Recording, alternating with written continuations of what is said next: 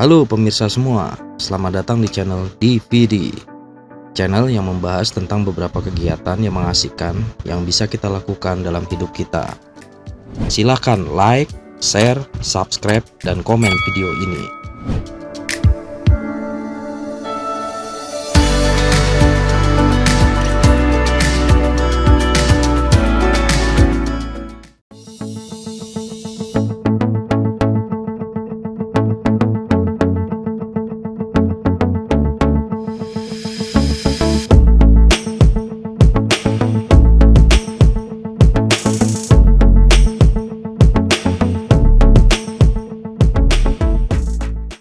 Ini adalah hari ke-211.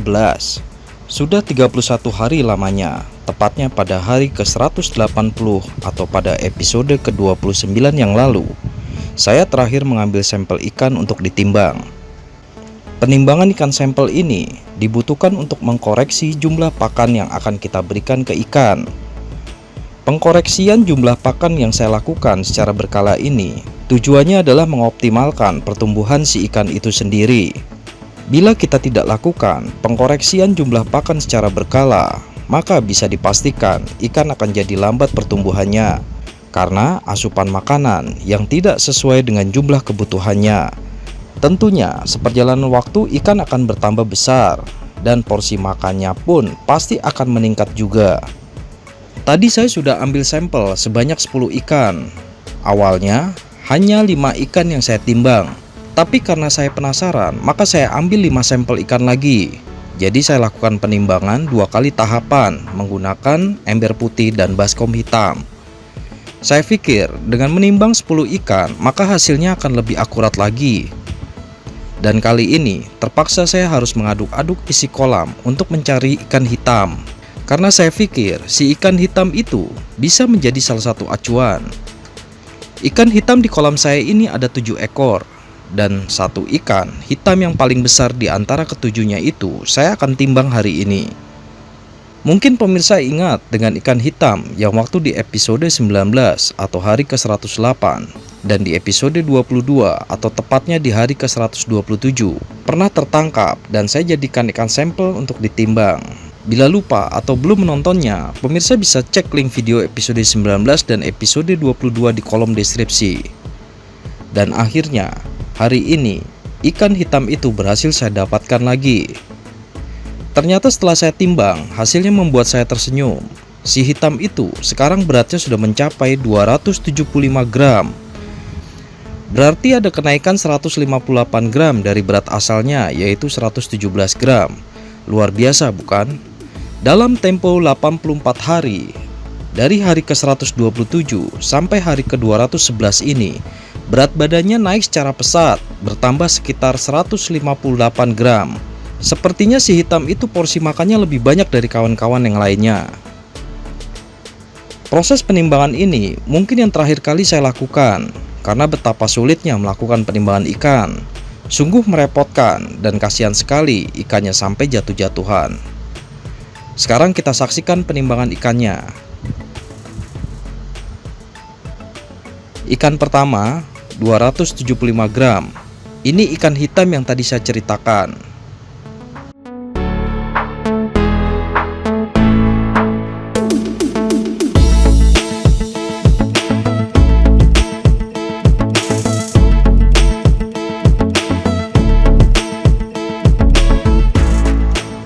Ikan kedua 217 gram.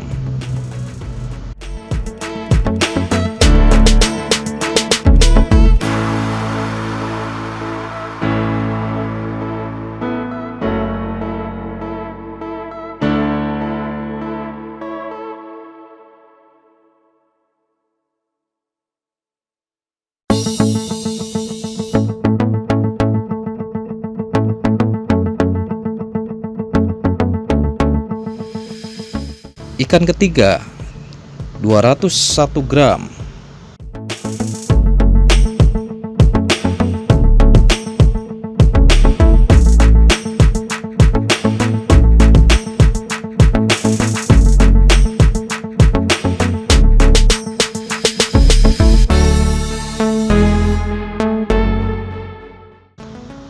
Ikan keempat 109 gram.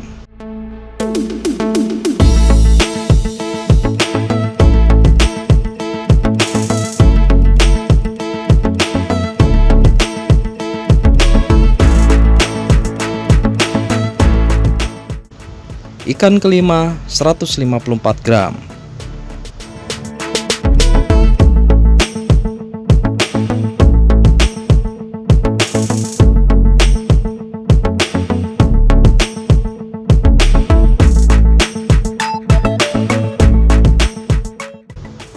Ikan keenam 52 gram.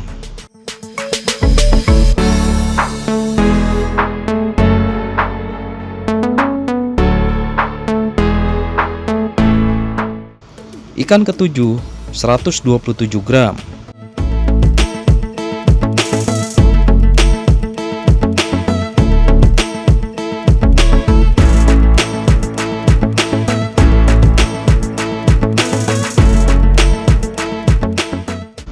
Ikan ke-8 145 gram.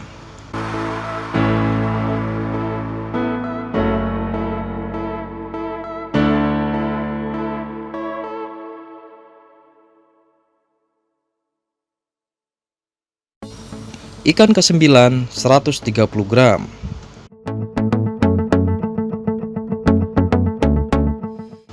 Ikan ke-10 214 gram. Berat total 10 ekor ikan sampel adalah 1624 gram.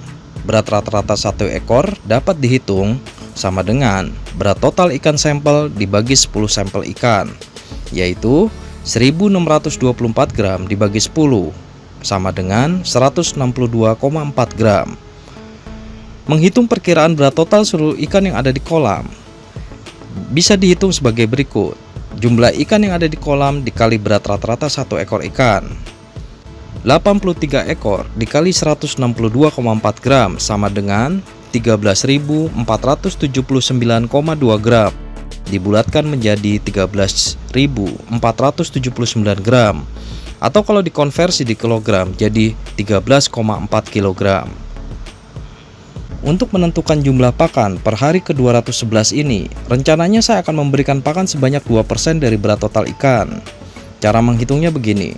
Berat total ikan adalah 13.479 gram. Pemberian pakan per hari 2%. Jumlah pakan per hari sama dengan berat total ikan dikali pemberian pakan per hari, yaitu 13.479 gram dikali 2% sama dengan 268,5 gram. Dibulatkan menjadi 268 gram. Kalau dilihat dari hasil penimbangan hari ini, ada lonjakan kenaikan bobot ikan yang signifikan. Pada hari ke-180 yang lalu, berat rata-rata satu ekor ikan adalah 100,4 gram.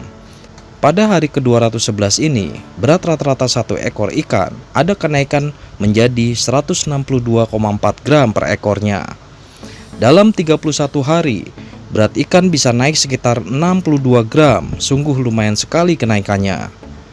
Kalau diperkirakan berdasarkan kenaikan bobot ikan di penimbangan hari ini, sepertinya saya bisa panen sekitar 1 atau 2 bulan lagi dengan bobot sekitar 200-250 gram per ikannya. Coba kita lihat sama-sama bagaimana kelanjutannya nanti. Semua perhitungan penimbangan itu hanya sebagai perkiraan saja ya pemirsa, bukanlah berat total ikan yang sesungguhnya. Kalau mau lebih detail sesuai kenyataannya, pemirsa bisa menimbang seluruh ikan yang ada di kolam satu persatu. Tapi pasti beresiko dan merepotkan sekali jadinya. 10 ikan sampel saja sudah sangat merepotkan sekali proses penimbangannya. Kalau mau ditimbang sekaligus seluruh ikan di satu wadah, bisa, tapi mohon maaf, timbangan yang saya miliki tidaklah memungkinkan untuk penimbangan tersebut. Tidak dipungkiri, setiap kolam pembesaran pasti sering terjadi ketidaksamaan pertumbuhan ikan. Dapat pemirsa lihat tadi di proses penimbangan, ada ikan yang masih kecil sekali ukurannya, dan ada ikan yang sudah besar sekali dibanding kawan-kawan lainnya. Solusi untuk menghindari ketidaksamaan pertumbuhan ikan itu sebenarnya bisa diantisipasi dari sejak awal penebaran ikan pertama kalinya di kolam. Di antaranya bisa dengan cara pilihlah bibit ikan yang monoseks. Karena biasanya kalau ada jantan dan betina di satu kolam, pastilah ukuran sang jantan bisa lebih besar dibandingkan yang betina. Belilah bibit ikan dari perusahaan pembibitan ikan yang sudah bersertifikasi. Sesuaikanlah jumlah tebar ikan dengan ukuran volume kolam.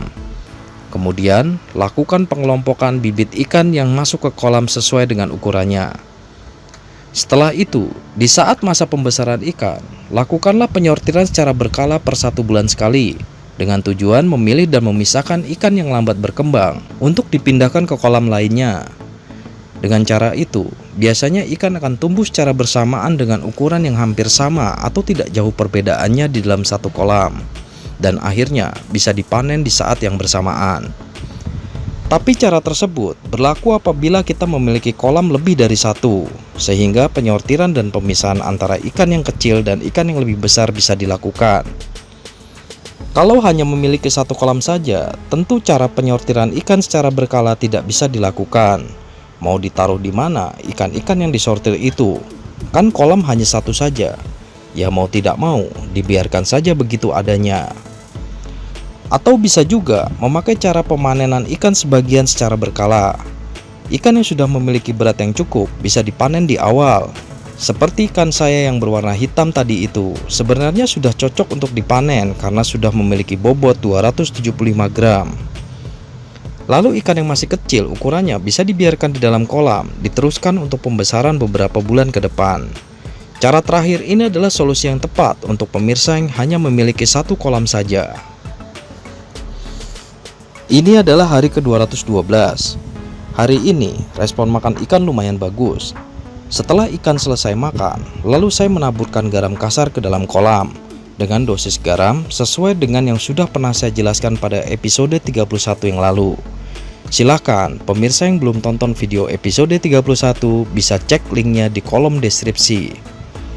Di daerah tempat saya, cuaca yang tadinya terik panas matahari tiba-tiba menjadi mendung. Sekarang saya akan cek pH air. Sudah 9 hari atau tepatnya di hari ke-203 yang lalu, terakhir saya cek pH air di angka 6,16 poin. Nah sekarang pH air di angka 6,04 poin. Lumayan stabil pH-nya.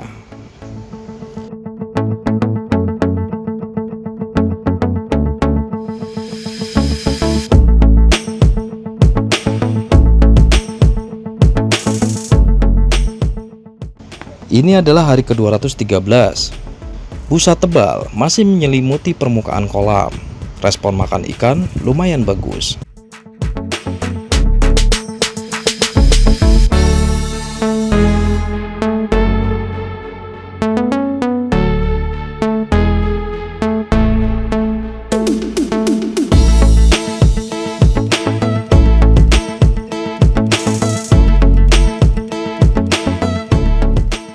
Ini adalah hari ke-214. Pagi ini, respon ikan lumayan bagus. Air berwarna coklat dengan busa yang tebal di permukaannya. Setelah pemberian makan, saya menambahkan sumber karbon ke dalam kolam. Sumber karbon sangat dibutuhkan oleh bioflok sebagai sumber energi, agar bioflok bisa melakukan fungsinya secara optimal. Sudah 10 hari lamanya, sejak di hari ke-204 yang lalu, saya menambahkan sumber karbon ke dalam kolam. Saya berikan sumber karbon dengan dosis sesuai dengan perhitungan yang sudah pernah saya jelaskan di episode ke-32 yang lalu. Pemirsa bisa cek videonya, linknya juga sudah saya taruh di kolom deskripsi.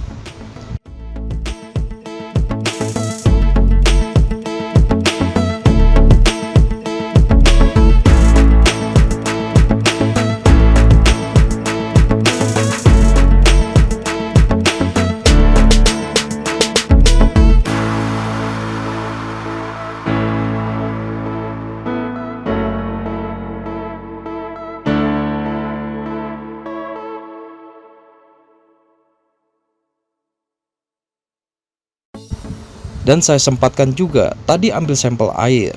Untuk ukuran volume bioflok di angka 30 ml per 1 liter air.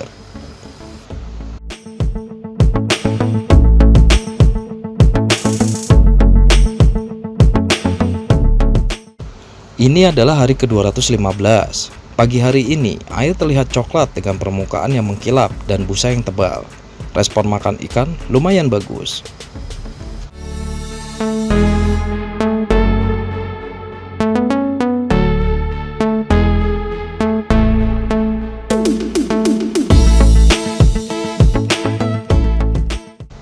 Ini adalah hari ke-216. Pagi ini respon makan ikan masih lumayan bagus.